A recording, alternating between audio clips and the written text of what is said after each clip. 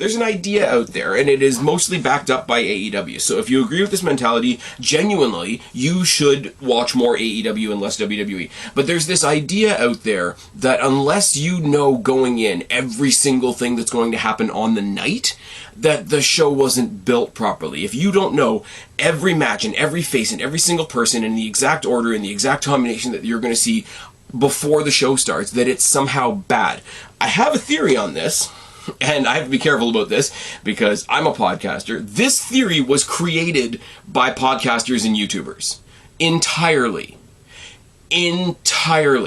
Because a lot of podcasters and a lot of YouTubers and a lot of people who cover wrestling in general, and trust me, I do this as a hobby. I am not a journalist by any stretch of the imagination. But so many of them do preview shows. And if the company hands you the entire show on a silver platter, then you basically get your content for the day fed to you, as opposed to actually doing some speculation, doing some thinking, doing some creative work on your own part. So the idea that they have to tell you everything that's going to happen ahead of time, they have to tell you everybody that's going to be there ahead of time, they have to tell you this, that, and the next thing, they have to tell you segment 1 is going to be this, segment 2 is going to be this, segment 3 is going to be this, beforehand, or it's bad, that entire concept was created by lazy content creators.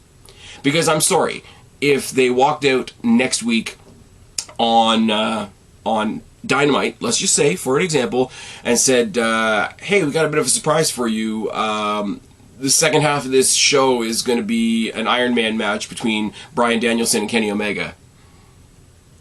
Nobody's going to complain that it wasn't advertised to them in advance. That is a completely false narrative that was created by people that it's meant to serve.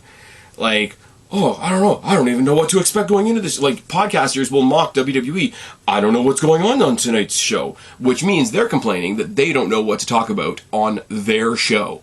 That idea that you have to know everything that's going to happen on the show before it happens was created by lazy content creators. You'll notice I do a lot more conversation after the fact than preview stuff, because a pay-per-view is different. A pay-per-view they're asking you to buy.